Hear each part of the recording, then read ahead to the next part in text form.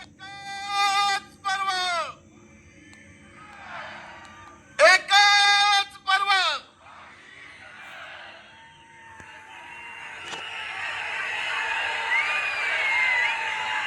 छत्रपती शिवाजी महाराज, राजश्री शाहू महाराज, महात्मा ज्योतिराव फुले,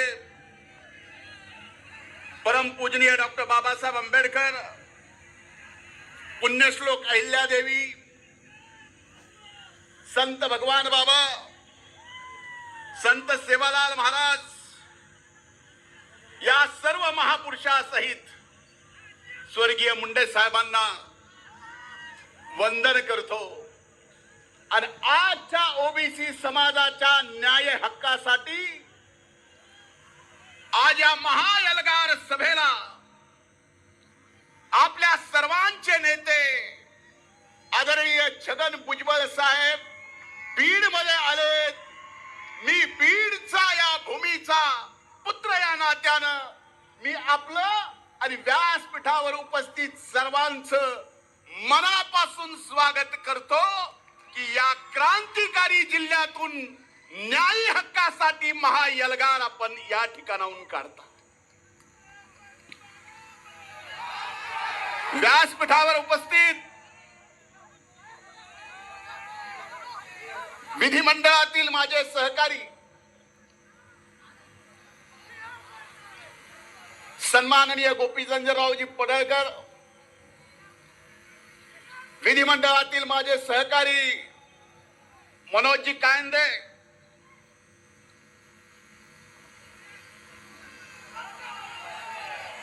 अरे ज्याची खोलायची तेवढं तर मला बोलू द्या, पुन्हा तुम्ही बोला. 2-2.5 महिने गप्पच होतो.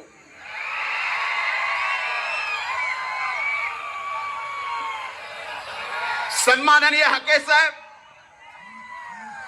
व्यासपीठावर उपस्थित सर्वांची नावं मला घेता येतील.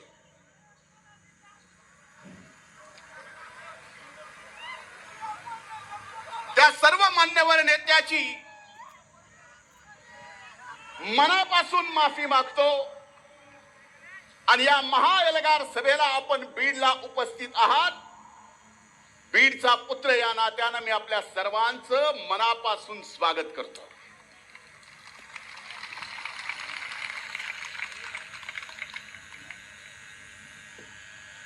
आज मी या व्यासपीठावर उभा आहे.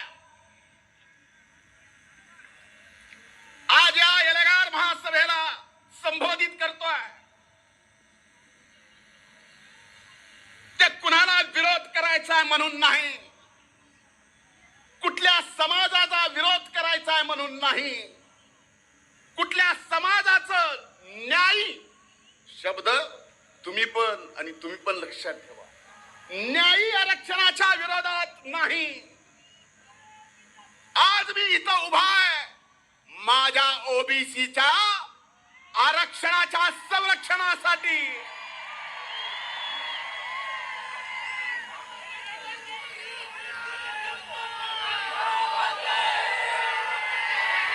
भुजबळ साहेब, आमच्यासाठी आपण वडिलकीचा आधार आहात, आमचे मार्गदर्शक आहात, आमचे नेते आहात. तुम्ही खंत व्यक्त केली की स्वर्गीय मुंडे साहेब जर आज हयात असते तर ही वेळ आली नसती. स्वर्गीय मुंडे साहेबांची बरोबरी जबाबदारी कोणी घेऊ शकत नाही, पण ओबीसीच्या न्यायी हक्कासाठी आपण हयात घातली. आपला कार्यकर्ता इथं आज या सभेला संबोधित करतोय, आपल्या सोबत आहे, आपण आपले नेते. कधी कधी मला काही गोष्टीची कमाल वाटते. मला काल रात्री 2 वाजता 2 वाजून काही मिनिट झाले असतील, आता सगळीकडेच मित्र आहे, फोन केला. म्हणले बीडला एल्गार सभेला तुम्ही येणार आहात का, तुमचं कसं आहे. म्हणलं का विचारतोय. नाही म्हणले जरा सभेत आम्हाला काहीतरी. म्हणलं मी तर येणारच आहे. तुम्ही भुजबळ साहेब सुरुवातीला म्हणलात सुतळी बॉम्ब कुणी, पण हे स्वतःचा अनुभव माहिती तिथं बसलेले आहेत का नाही? उभा केला आजपर्यंत हा गावगाडा सर्व जाती धर्म 18 पगड जाती धर्मातले सगळे गावातले एकत्र गुन्हा गोविंदानी नांदत होते. बरोबर आहे का नाही? 2 वर्षापासून एका व्यक्तीनं एका प्रवृत्तीनं, मी समाज म्हणत नाही, ओबीसी एससी एसटी आणि मराठा समाजामध्ये अंतर पाडलं. ते अंतर कुठून पडलं? कुठून पडलं? आज माझा मराठा समाजाला सुद्धा नम्रपणे हात जोडून, माझ्या बंधू भगिनींना सुद्धा हात जोडून विनंती आहे, हे अंतर फक्त या 2 समाजात ओबीसी आणि मराठा समाजात अंतर विलीन पाडत नाही, तर तुमच्याशी सुद्धा दगा फटका करतोय.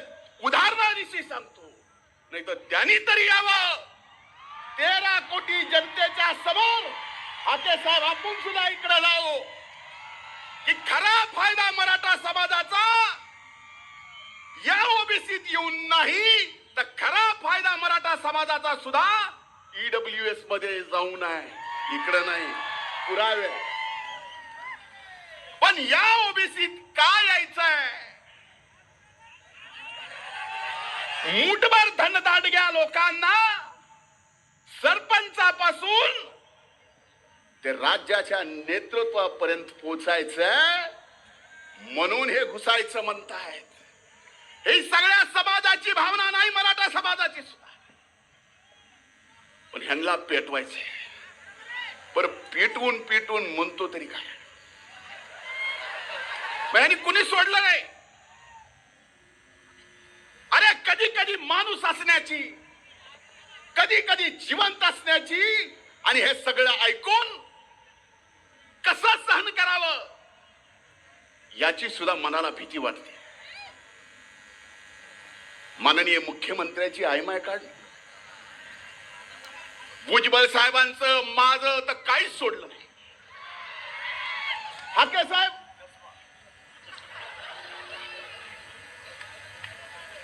मला तर कधीपासून पाडितोच म्हणतो, पाडितोच म्हणतो. भुजबळ साहेबालाही म्हणतो पाडितोच, पाडितोच. अरे 1,42,000 मतांनी आलो, पाडितो पाडितो म्हणतो. हे बोलणार नव्हतं. आज आपलं ओबीसीचं आरक्षण त्याच्या न्यायी हक्कासाठी, आणि आपलं ओबीसीचं आरक्षण कुणी हिसकावून घेऊ नये म्हणून न्यायी हक्कासाठी हा एल्गार मोर्चा. याच्यात आपलं आरक्षण तर आपल्याला हक्काचं कुणाला हिसकावू देऊ द्यायचंच नाही. आणि या महाराष्ट्रात पुन्हा छत्रपती शिवाजी महाराजाचा स्वराज्यात उभा केलेला गावगाडा सुद्धा आपल्याला व्यवस्थित चालवायचा आहे. ही सुद्धा जबाबदारी आपण सर्वांनी घेतली पाहिजे. माणसात माणूस ठेवला नाही हो. मायच्यान सांगतो, लोकसभेच्या अगोदर काही ग्रामपंचायतीच्या निवडणुका झाल्या. नीट ऐका, आपल्याच बीड जिल्ह्यातलं गाव आहे, गावाचं नाव घेत नाही. ग्रामपंचायतीच्या निवडणुका लागल्या. काही सख्खे 2 भाऊ, सख्खे 2 भाऊ ह्याने किती येडे केले होते माणसं बघा साहेब. सख्खे 2 भाऊ, दोघांनी पॅनल उभा केला एकमेकाच्या विरोधात. एका भावाचा पॅनल निवडून आला, दुसऱ्याचा पडला. सत्ता पक्षात असलेला पंचायत समितीचा काही निधी पंचायत समितीच्या सदस्याकडून त्यानं एका भावाने निवडून आलेल्या ग्रामपंचायतीच्या विकासासाठी नेला. आणि त्याचा सख्खा भाऊ म्हणतोय, तू त्याला कसं आणलंस, तू एका मायबापाचा आहेस का? इतका विष पेरावा, एवढा विष पेरलेला या छत्रपती शिवाजी महाराजांच्या महाराष्ट्राला, या पुरोगामी महाराष्ट्राला, या शाहू फुले आंबेडकरांच्या महाराष्ट्राला परवडणार आहे का? अरे आपलं आरक्षण हक्काचं कोण कसं नेतंय ते बघू. अपने पास अपनी ताकद भुजबळ साहेब आहेत आणि आपण सर्वजण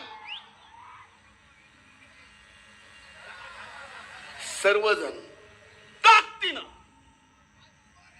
नाही तर एवढे आलात.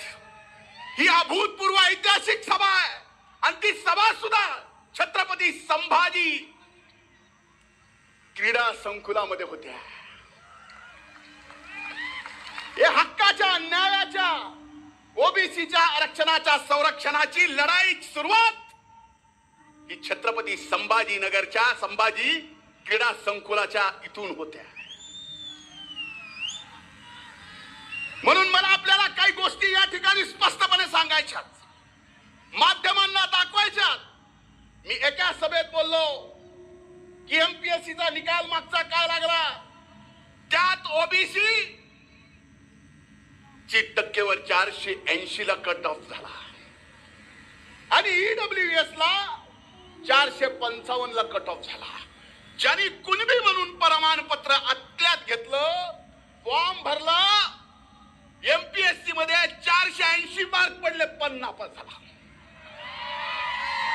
पण त्याच गड्यानं जर ईडब्ल्यूएसचं सर्टिफिकेट घेतलं असतं तर ईडब्ल्यूडीच्या मेरिट लिस्ट मध्ये पहिल्या 25 मध्ये लागला असता. पुराव्यानिशी सांगतो, पुराव्यानिशी.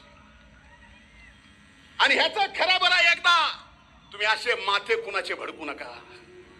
या छत्रपती शिवाजी महाराजांच्या महाराष्ट्रात तुम्ही असे कुणाचे माथे भडकू नका.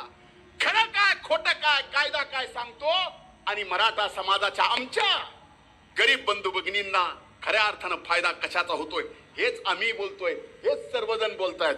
पण ओबीसीत येऊन नाही.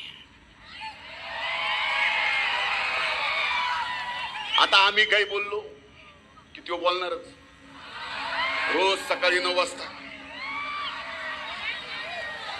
आता एक निकाल माझ्या हाती आलाय. सर, भुजबळ सर, आणि हा सगळ्या देशाचा निकाल आहे. ओबीसी आणि ईडब्ल्यूएस रेल्वे भरतीचा.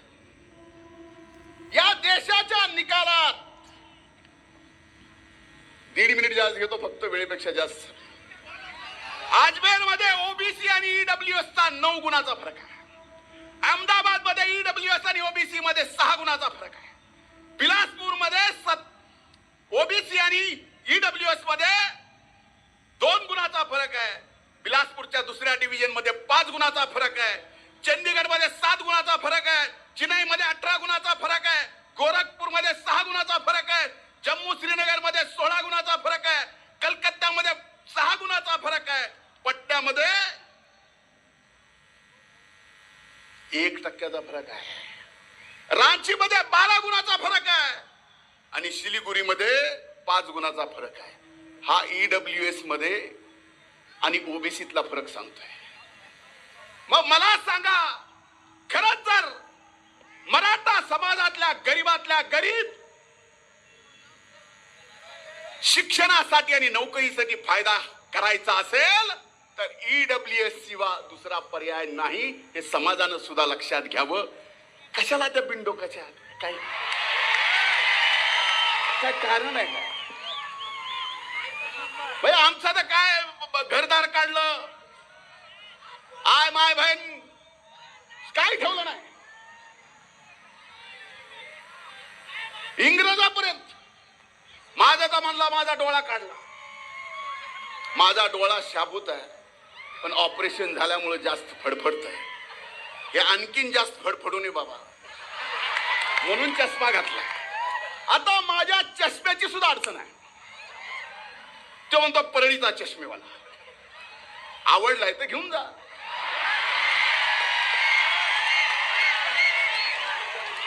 पण ओपून दिसल का नाही मला माहित नाही.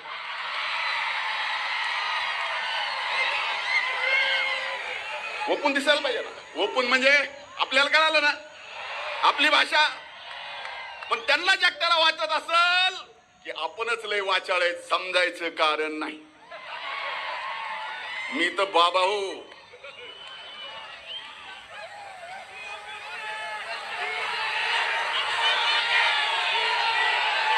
म्हणून आज ही एल्गार सभेची लढाई, ही लढाई कुणाला विरोध करायचा नाही.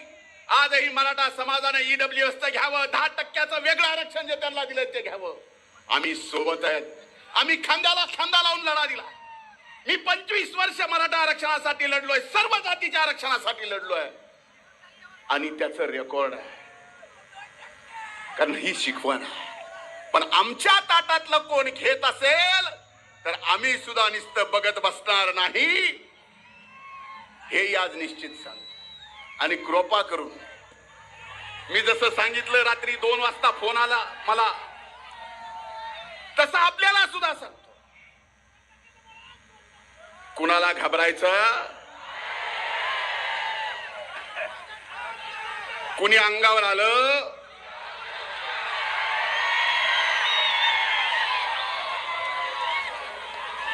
म्हणजे पडळकर साहेब, हाके साहेब किती डोकेबाज माणूस म्हणायचा.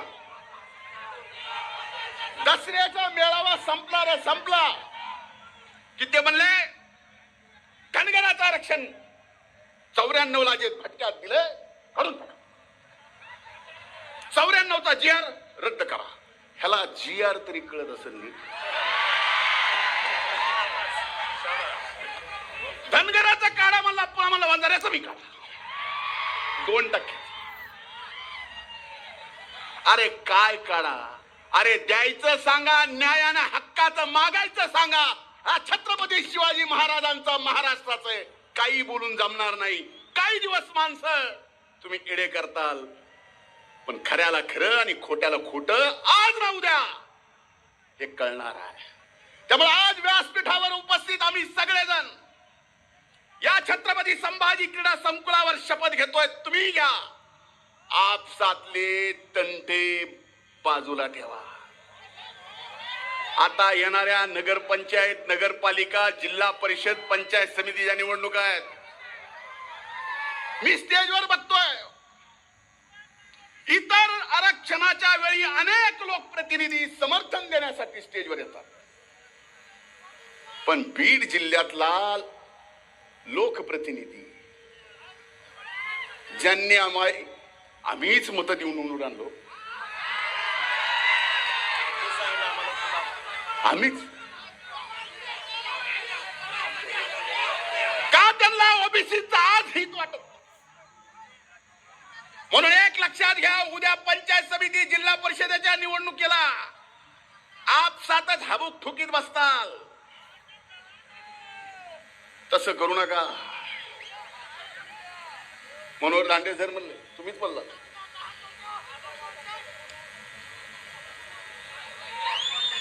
मीच आणला आणि कुणी आणला कुणाला सांगू. आता काही जण उरावर घ्यायची सवय लागलेली असले घेतल्यात काय, उगाच नाही घेतले, पक्षनिष्ठेसाठी घेतले. उगाच नाही, पक्षनिष्ठेसाठी घेतले. पण एकच सांगतो, आजच्या या सभेतून आपल्या आपल्या गावाला जाताना, आपल्या गावात जाताना आपल्याला तो गाव गाडा सुद्धा सांभाळायचा आहे. आपल्याला कुणाचा समाजाचा द्वेष नाही करायचा. आपला द्वेष, आपला राग, आपला संताप एक व्यक्ती आणि एक प्रवृत्तीला आहे, बाकी कुणाला नाही. आणि येणाऱ्या जिल्हा परिषद, पंचायत समितीत दाखवून देऊ. बरोबर आहे का नाही? आणि माझी विनंती आहे साहेब, आपण मंत्रिमंडळात आहात. पडळकर साहेब, मी, पंकज भाऊ, मनोजित भैया, आम्ही विधिमंडळात आहोत. पण मंत्रिमंडळात एक गोष्ट निश्चित केली पाहिजे की आपण जी मागणी केली आहे, सुरुवात बिडून झाली आहे.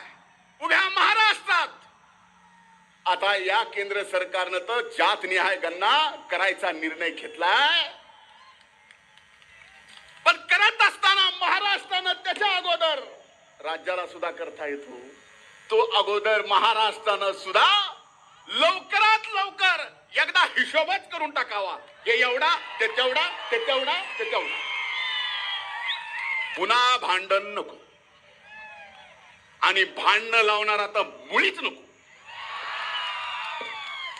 म्हणून माझी आपल्याला हात जोडून कळकळीची विनंती आहे. अनेक जण मराठा आरक्षणाच्या साठी स्वतःच जीव दिला. त्याला शासनाने मदत केली, नोकरी दिली. या ओबीसीच्या आरक्षणाचं संरक्षण व्हावं म्हणून अनेक जणांनी या ठिकाणी स्वतःच्या जीवाचं बलिदान दिलं. त्या बलिदानाला मोल नाही. पण भुजबळ साहेब, आपण आमचे नेते आहात. आपल्याला सरकारला सांगावं लागेल की ओबीसीच्या आरक्षणासाठी ज्यांनी आपल्या जीवाचं बलिदान दिलं, आत्महत्या केली, त्यांना सुद्धा 25 लाख रुपयाची मदत आणि नोकरी शासनानं दिली पाहिजे. म्हणून आज आपण सर्वजण एक झालात. आपल्या एल्गार मागच्या पोस्टरवर एक फोटो आहे. कसला आहे? कसा आहे? काय? ही निस्ती मूठ नाही, वज्र मूठ आहे. सगळ्यांनी वर करा.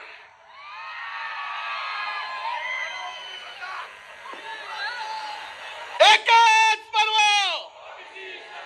एकच पर्व. खूप खूप धन्यवाद. जय हिंद, जय महाराष्ट्र. मी देशाचे ओबीसीचे नेते